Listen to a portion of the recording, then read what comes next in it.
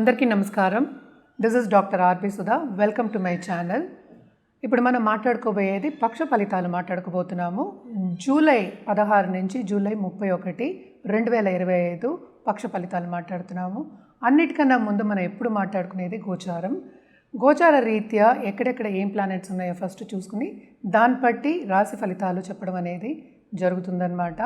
అందరికీ తెలిసిన విషయం, అందరికీ తెలుసు 9 ప్లానెట్స్ ఉంటాయి అండ్ ఆల్సో 12 రాశులు ఉంటాయి. సో రాశి వారిగా చెప్పడం అనేది జరుగుతోంది.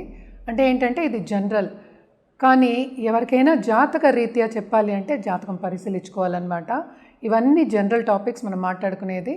సో ఫస్ట్ మనం గోచారం మాట్లాడుకుందాము. ఎప్పటికైనా ముందు నేను ఎప్పుడు చెప్పుకునేది ఏంటంటే శనీశ్వరుని మాట్లాడుకుంటూ ఉంటాం. ఆయన కర్మకారకుడు, అలాగే ఆయుకారకుడు కూడా అనమాట. ఆయన 13 జూలైకి రిట్రోగ్రేషన్కి వెళ్ళారనమాట. అండ్ ఆల్సో మనం మాట్లాడుకునేది 16 జూలై నుంచి. సో రిట్రోగ్రేషన్లోనే ఉన్నారు ఆయన. తర్వాత మనం చూసాము అంటే శుక్రుడు ప్రస్తుతం వృషభంలో ఉన్నారు. ఇంకో మాట మర్చిపోయాను, శని అందరికీ తెలుసు మీనంలో ఉన్నారు. మీనంలోనే రిట్రోగ్రేషన్ అయ్యారనమాట. శుక్రుడేమో మనకి వృషభంలో ఉన్నారు.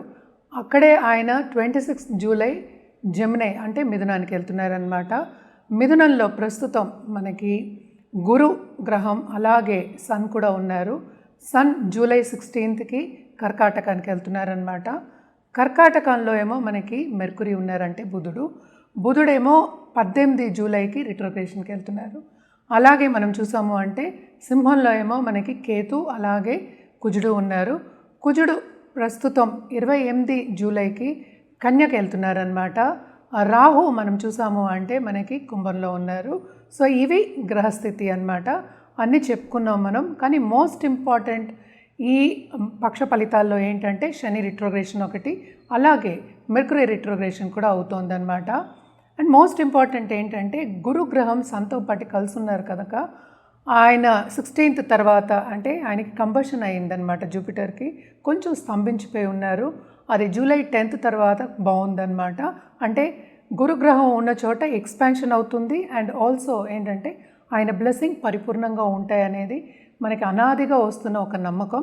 అది కూడా జరుగుతుంది కూడాను. జనరల్గా మనం ఏంటంటే పరిహారాలు చేయాలి అంటే కనుక తప్పక నవగ్రహ స్తోత్రాలు చదువుకోవడం, అలాగే నవగ్రహాలకి పూజ చేయడం లేకపోతే ప్రదక్షిణ చేయడం మంచిదన్నమాట. శక్తి పూజలు చేసిన వాళ్ళకి మనం ఏమి ఎక్కువ చెప్పము. రోజు శక్తి పూజలు చేసే వాళ్ళకి దానికన్నా మించిన పూజలు లేవు, చెయ్యొచ్చు.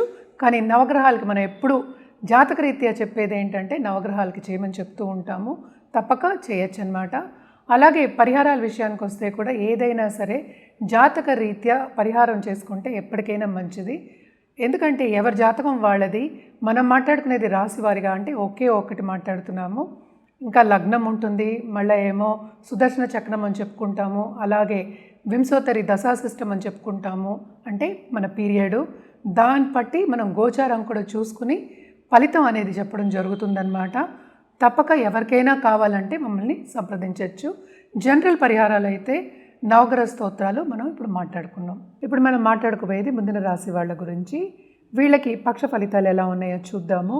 మిథున రాశి వాళ్ళు కూడా చాలా అదృష్టవంతులనే చెప్పాలి. ఎందుకంటే జూపిటర్ కూడానే ఉన్నారు, అన్ని బ్లెస్సింగ్స్ ఉన్నాయి. ఈ రాశికి అధిపతి మనకు తెలుసు బుధుడయ్యారు. బుధుడేమో 2వ ఇంట్లో ఉన్నారు.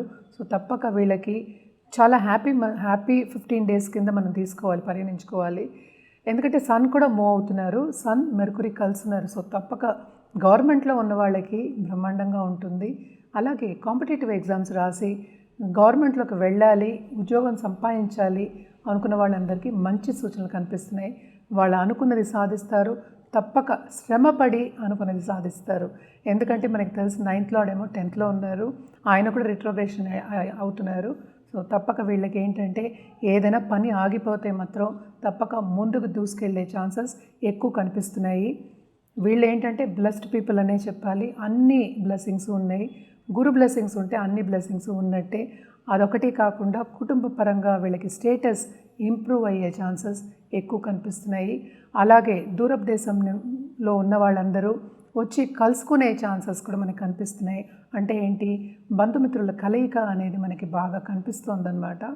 అలాగే మనం చూసాము అంటే మార్స్ కూడా దిగుతున్నారు 4th హౌస్కి, ఓన్ హౌస్ అంటే మెర్కురీకి లార్డ్ అయ్యారు ఈ హౌస్ కన్యకి. సో తప్పక వీళ్ళకి ఈ 15 డేస్ చాలా బాగుంటాయి, ఎంజాయ్ చేస్తారు, అందరితో కలుసుకోవడం అనేది మనకి కనిపిస్తోంది, విందు వినోదాల్లో పాల్గొంటారు. ఖర్చులు అనేవి కూడా కొంతవరకు తగ్గుతాయి అనే చెప్పాలి. ఖర్చులు అనేవి కామన్, అందరికీ మనం ఖర్చు లేకుండా మన రోజువారీ జీవితం కూడా గడవదు. సో ఖర్చులు అనేవి కూడా శుభ ఖర్చులు ఎక్కువ కనిపిస్తున్నాయి. ఇన్వెస్ట్మెంట్ రంగంగా అంటే లాంగ్ టర్మ్ ఇన్వెస్ట్మెంట్స్ చేసుకోవాలి, లేకపోతే గోల్డ్ కొనుక్కోవాలి, ఒక ఖరీదైన వస్తువు కొనుక్కోవాలి అనుకునే సూచన వచ్చి ముందుకు సాగే ఒక 15 రోజుల కింద మనం తీసుకోవచ్చు ఈ నెలలో. సో తప్పక వీళ్ళందరికీ ఏంటంటే అన్నిట్లోనూ ఈ 15 రోజులు సక్సెస్ సాధించే ఒక మంత్ కింద, అలాగే ఈ second half of this month కింద మనం తీసుకోవచ్చు అన్నమాట. కుటుంబ పరంగా స్టేటస్ నేను ఇందాక చెప్పాను, ఇంప్రూవ్ అయ్యే ఛాన్సెస్ అంటే పిల్లలు కూడా ఏంటంటే సెటిల్ అయ్యే ఛాన్సెస్ ఎక్కువ కనిపిస్తున్నాయి. అలాగే మనం చూసాము అంటే ఎవరికైనా పెళ్ళి కావాలి అనుకున్న వాళ్ళందరికీ తప్పక మంచి పార్ట్నర్ రావడం కానీ, వాళ్ళు అనుకున్నది రావడం కానీ, వాళ్ళతో మాట్లాడడం కానీ, సన్నిహితంగా ఉండడం కానీ చాలా కనిపిస్తున్నాయి అన్నమాట. ఏ పని చేసినా వీళ్ళకి సక్సెస్ అనేది తప్పక గ్యారంటీ ఈ 15 రోజుల్లో బాగుంటుంది. అలాగే బిజినెస్ పీపుల్ కూడా బాగుంది, వాళ్ళకి అనుకున్నది వాళ్ళు సాధిస్తారు. కాంపిటీటర్స్ కన్నా వీళ్ళకి పై చేయి ఉంటుంది, ఎందుకంటే వీళ్ళు కాంపిటీటర్స్ కన్నా బాగా ఎక్కువ రాబడి అనేది మనకి కనిపిస్తోంది. అండ్ ఆల్సో దూసుకెళ్ళే ఒక 15 డేస్ కింద మనకు కనిపిస్తోంది, తప్పక బాగుంటుంది. అలాగే కొత్త బిజినెస్ స్టార్ట్ చేయాలి అనుకున్న వాళ్ళందరికీ రాబడి ఇచ్చే అంటే అందుబాటులో ఉంటుంది, లోన్ అనేది బాగుంటుంది ఈ 15 రోజులు ఎవరికి, మిథున రాశి వాళ్ళకి అని చెప్పడం జరుగుతోంది. 10th లార్డ్ కూడానే ఉన్నారు కనుక తప్పక వీళ్ళు చాలా అదృష్టవంతులనే చెప్పాలి. 9th లార్డ్ 10thలో ఉన్నాడు కనుక తప్పక కొత్తగా ఇంట్లోంచి బిజినెస్ చేయాలి, ఎస్పెషలీ మహిళలు చేయాలి అనుకున్న వాళ్ళందరికీ ఇదొక స్టెప్పింగ్ స్టోన్ కింద పనికొస్తుందన్నమాట. వీళ్ళందరూ ఏంటంటే పరిహారాల విషయానికి వస్తే కనుక తప్పక వీళ్ళు బుధవారం గణపతికి పూజ చేయడం చాలా మంచిది, గరిక పెట్టండి ఇంకా మంచిది. ఎందుకంటే దూరపు దేశం వెళ్ళి చదువుకోవాలి అనుకున్న వాళ్ళు, ఎస్పెషలీ పై చదువులకు వెళ్ళాలి అనుకున్న వాళ్ళందరికీ తప్పక వాళ్ళకి అనుకున్నది సాధిస్తారు, ముందుకెళ్తారు కూడాను. అండ్ ఆల్సో గణపతి పూజ చేసినప్పుడు ఎప్పటికైనా సరే అడ్డంగాలన్నీ కొంతవరకు తొలగిపోతాయి కనుక తప్పక లక్ష్మీ గణపతి పూజలు కానీ హోమాలు కానీ చేయడం అనేది మంచిది. మనం మాట్లాడుకునేది ఏంటి 15 రోజులకే. సో ఏదైనా జాతక రీత్యా మనం ఎప్పటికైనా మనం పరిహారాలు ఇస్తే అది వేరేలా ఉంటుంది, దాన్ని బట్టే మనం జాతిరత్నం కూడా ఇవ్వడం అనేది జరుగుతుందన్నమాట. ఇప్పుడు మనం మాట్లాడుకున్నది పక్ష ఫలితాలే, అంటే 15 రోజులకే, మనం 15 రోజులు కాకపోతే 16 రోజులకే మాట్లాడుకున్నాము. సో ఎప్పటికైనా సరే జాతక రీత్యా అనేది మనం పరిహారం ఇవ్వడం అనేది కరెక్ట్గా ఉంటుంది. జాతక రీత్యా పరిహారం అంటే ఏమేమి ఇస్తాం, ఒక జపం చేయమంటాం, లేకపోతే ఏంటంటే రెమెడియల్ మెషర్స్ అంటే ఏంటంటే ఏ గుడికి వెళ్ళాలో చెప్తాము, పూజలు చేయమంటాము, అలాగే ఏంటంటే దానం ఇవ్వమంటాము, అలాగే ఏంటంటే మనం జాతిరత్నాలు కూడా ఇవ్వడం జరుగుతుందన్నమాట. సో ఇవన్నీ ఏంటంటే జాతక రీత్యానే ఇవ్వడం జరుగుతుంది. ఇదొకటి కాకుండాను ఎప్పటికైనా సరే ఇప్పుడు పీరియడ్ అంటే ఏంటి, మన టైం ఎలా ఉందో చూసుకుని చెప్పడం అనేది జరుగుతుందన్నమాట. రెమెడియల్ మెషర్స్ నేను చెప్పేది అంటే ఏంటి, మీకు జాతక రీత్యా జాతిరత్నం వేసుకోవాలి అంటేనే మనం చెప్పడం జరుగుతుంది. అదొకటి కాకుండాను మన దగ్గర ఏంటంటే జెమాలజిస్ట్ ఉన్నారు, వాళ్ళే ఎప్పటికైనా సరే మంచి జాతిరత్నం ఇవ్వడం అనేది జరుగుతుంది. అది కూడా ఏంటంటే ఎంత వేసుకోవాలి, ఎలా వేసుకోవాలి, ఏ వేలుకు వేసుకోవాలి, ఏ రోజు వేసుకోవాలి, ఏ టైంలో వేసుకోవాలి, అదొకటి కాకుండా మీకు ఏంటంటే నక్షత్రం పడుతుందా లేదా, అంటే మనకి గ్రహస్థితి ఎలా ఉందో చూసి ఆ రోజు వేసుకోమని చెప్పడం కూడా జరుగుతుంది. సర్టిఫైడ్ జెమ్స్ ఇవ్వడం అనేది జరుగుతుంది. ఎప్పటికైనా షార్ట్ టర్మ్ మనం మాట్లాడుకున్నప్పుడు మనం జనరల్గా మాట్లాడుకుంటాం, అంటే ఏంటి రాశి పట్టి మనం మాట్లాడుకోగలుగుతాం. సో రాశి అనేది చాలామంది ఒక రాశిలో ఉంటూనే ఉంటారు. జాతకం అనేది మనం 9 గ్రహాలని పరిగణిస్తాము. అదొకటి కాకుండాను మన లగ్నం అనేది చూసుకోవాల్సి వస్తుంది, దాని టైం పీరియడ్ అంటే దశా సిస్టమ్ కూడా చూస్తాం, దశ ఏం జరుగుతోంది, పీరియడ్ ఏం జరుగుతోంది చూసి గోచార రీత్యా గోచారం కూడా మనం కంపేర్ చేసుకుని ఒక రెమెడియల్ మెషర్స్ ఇవ్వడం అనేది జరుగుతుందన్నమాట. ఎప్పటికైనా సరే ఇవన్నీ జనరల్ పరిహారాలు మనం చెప్పేది.